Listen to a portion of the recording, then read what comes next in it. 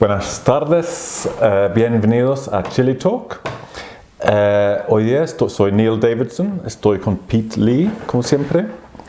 Y hoy día vamos a hablar o preguntarnos si Chile es un país. Una nación. Ajá, sí, claro, sí. Porque creo que sí, es un país. Sí, claro, o sea, tiene territorio, bandera, Sí. presidente, leyes. Paisaje. Paisaje. Sí. Como dijo Nicanor Parra. Bueno, creemos ser país, pero la verdad es apenas somos paisaje. ¿Correcto? Y me suena bien, sí, Sí, suena bien. ojalá. Ajá, suena gramaticalmente bien, al menos. Bueno, entonces Chile es paisaje, es país en toda la acepción de soberanía nacional o paisajística. Tiene banderas, territorio, todo el resto. Fronteras.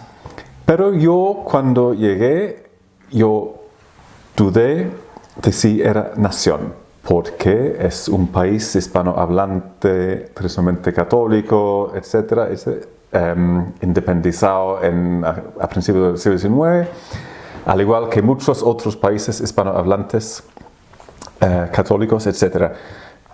¿Cómo se diferencia? ¿Por qué existe esa unidad de gente que se llama chilenos? ¿Es simplemente un término geográfico o es realmente una nación? Y tengo la misma duda respecto a los países angloparlantes. Sí. Estados Unidos tiene una historia muy distinta a la de Inglaterra después de cierto punto. Aún así, y muchas diferencias, es república, no monarquía. Igual me pregunto si son realmente diferencias nacionales o diferencias regionales. Y bueno, tú eres australiano. Sí, y no para nada un país. Australia, bueno, es un conjunto de ex colonias con distintas identidades. La gente, por lo general, en Australia tiene, bueno, un orgullo cívico. Soy de Melbourne y tengo cierto orgullo de ser de Melbourne y del estado de Victoria, pero en términos de Australia es, bueno, es un Commonwealth, es una federación de ex colonias. Una mancomunidad, yo creo que es la palabra que traduce Commonwealth. Sí. Y nación para nada. ¿Por qué? Porque, bueno, es un país muy multicultural, tiene muy poca ideología nacionalista y, bueno, hay cierta vergüenza con respecto al nacionalismo. Aún así, yo creo que si un neozelandés mira Australia desde Nueva Zelanda, él percibe algo así como un carácter nacional, quizá un poco prepotente, seguramente. Bueno, los neozelandeses reconocen que Australia es muy regional y hay muchas diferencias y miles de kilómetros entre las ciudades. Y la mayoría de la gente vive en las grandes ciudades. Muy bien. Entonces, en el caso de Chile, bueno, yo personalmente, o sea, para quizá hacerle un cortocircuito a la pregunta, yo llegué con esa duda de que si Chile fuera realmente nación, sobre todo porque sus distintos grupos humanos parecen tan alejados entre sí, o sea, el cuico europeo, la masa del pueblo como mestiza, de otro aspecto físico, y además los mismos mapuches. Me convencí de que sí era nación, yo creo, recién con las protestas del 2019, Sí. por la reacción que tuvo la gente que yo conocía, que una reacción visceral, muy emocional, y claro, yo conozco gente más bien relativamente acaudalada, no pobre, a lo mejor temía por sus bienes y por su vida si la muchedumbre tomara el poder. Pero yo vivía acá, yo estaba expuesto a si hubiera peligro, y yo no sentí ese mismo grado para nada de involucramiento. Yo pude mirar todo con cierta distancia. Entonces, sentían, y los otros latinoamericanos, un argentino mirando Chile, seguramente le habrá parecido interesante lo que pasaba, pero tampoco se habrá sentido ese nivel de conmoción. Sí. Entonces la gente muy conmovida porque sentía que su país, su nación estaba en juego. Entonces ahí vi que Chile sí es nación a pesar de esas diferencias, pero ¿por qué? Bueno, creo que para los chilenos es importante que aún tenemos patria, como dijo Manuel Rodríguez después de la batalla de Rancagua y la reconquista de los españoles. Pero es muy importante ser un país en serio. Una frase de la presidenta Bachelet. Ser un país en serio y no país de medio pelo. Sí. Mira, claro, aquí tenemos dos cosas. Primero, un país se forja en la experiencia histórica, como en la resistencia a la reconquista en este caso, y en la guerra contra Perú, Bolivia, otras experiencias. Y segundo, ha habido un esfuerzo constante y aplicado de creación, o sea, de lo que se llama acá hacer patria. Sí. Que un concepto ahora que para un europeo suena... O sea, en Europa el patriotismo de todo tipo está vedado ahora. Sí. Si aparece se llama populismo. Sí. Pero acá el patriotismo es absolutamente respetable. Sí, totalmente. Y hacer patria sí se considera una buena actividad. Sí. Y hay la amenaza de latinoamericanarse, que es una expresión americanamente argentina. Sí, que Chile debe ser más país que otros países de América Latina. Ajá. Sí, en términos de su organización y sus instituciones. Y Chile, en realidad, ha gozado ciertas ventajas. Durante el proceso de independencia, Chile contó con estatus como meramente capitanía general, a diferencia de las sedes virreinales, tal como Lima y Buenos Aires y Bogotá. Entonces estaba menos vigilado por los españoles, había menos gente, quizás se formó un mayor sentido de comunidad y de libertad, incluso dentro de lo que era. Y cierta independencia, por devolución de poder. Perfecto. Y obviamente, estereotípicamente, el gran lugar común, Chile es como una isla. Hay el Pacífico, hay la cordillera, hay el desierto de Atacama. Y tiene cierta razón esta perspectiva, que Chile es una unidad coherente en sí. Y bueno, eso es otro tema, porque Cicerón, si no me equivoco, definió una patria, una nación, no sé exactamente qué término usó, como un conjunto, una comunidad de gente con intereses comunes. Sí. Lo cual claramente no es una explicación suficiente. Si juzgo por lo que vi con las protestas, esa reacción visceral no era que están amenazando nuestros intereses en común, no, era algo mucho más fuerte y más, se puede decir, más primitivo, más visceral. Contra lo cual San Agustín contestó que no, que una nación, un pueblo, se definía por un amor que tiene en común. Sí. Y Bueno, estamos ya llegando a un terreno bastante místico, pero una cosa es esa coherencia territorial, porque a eso se da mucha importancia. Por ejemplo, yo nunca había escuchado hablar de la fijación de los límites de la frontera de un país en términos macrogeológicos, Sí. hasta llegar acá y vi el argumento de que las Islas Malvinas eran así de por sí argentinas porque eran una continuación de la cordillera que desaparece bajo el agua y vuelve a aparecer. Y ese argumento me pareció absolutamente inaudito, o sea, un absurdo.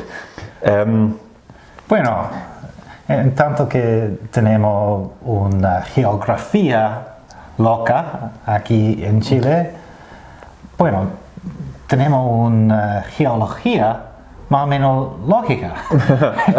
En términos de esta isla, digamos. Sí, tiene sus límites naturales, la cordillera, el mar y la nada. Salvo que se supone que Chile no termina en la punta del continente, sino que Chile abarca una parte de Antártica. Ah, sí, por supuesto. Y bueno, es un tema que también me llamó mucho la atención acá, porque ese mismo trozo de Antártica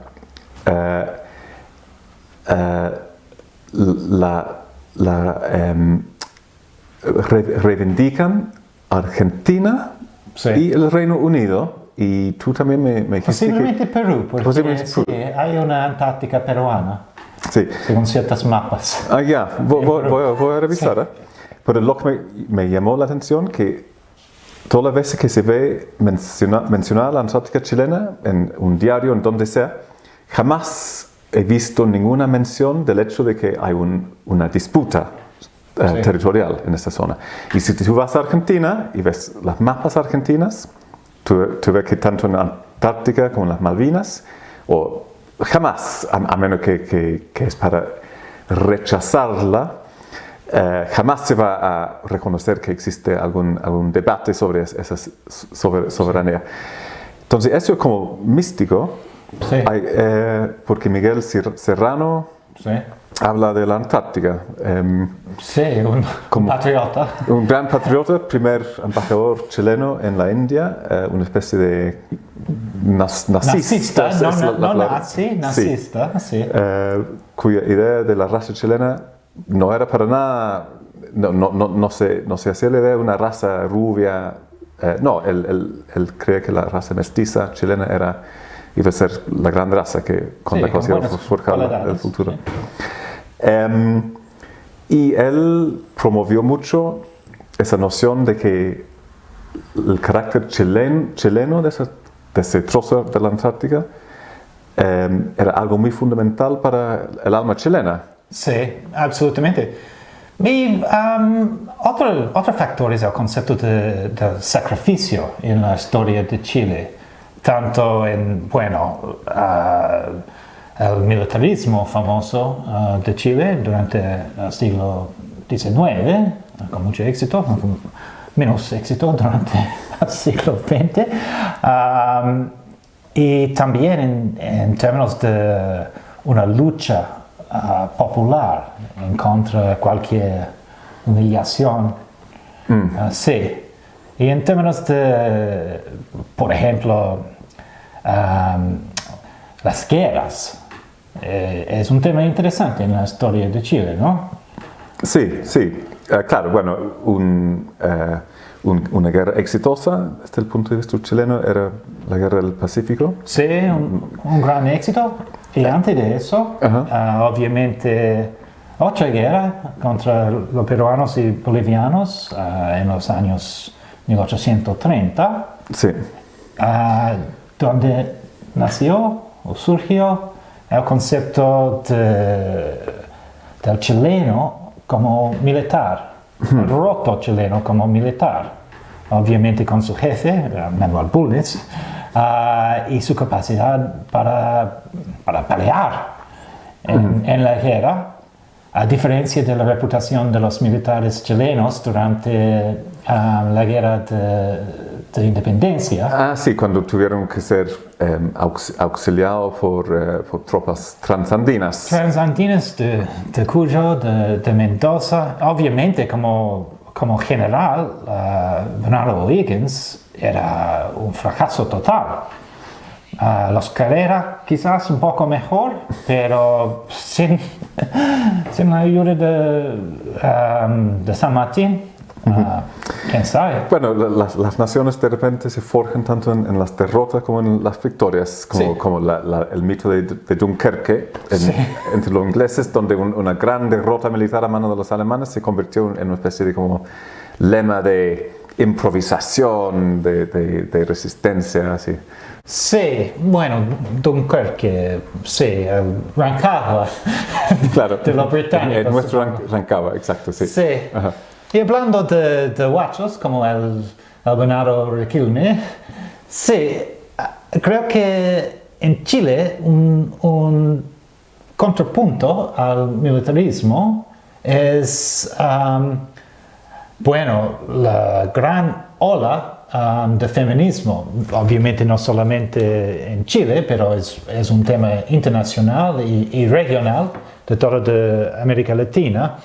Los derechos de las mujeres, la solidaridad entre las mujeres, que tiene algo que ver con el fortalecimiento de la nación también. Porque, bueno, las mujeres son muy importantes para los niños, el tratamiento y a veces defensa de los niños en la crianza. Sí, supuestamente, bueno, Chile se conoce como país de guachos, donde hay muchos padres ausentes y es famosa la figura de la mujer chilena que trabaja y cría y que el hombre sea una especie de bulto. Sí. Tirado, sí.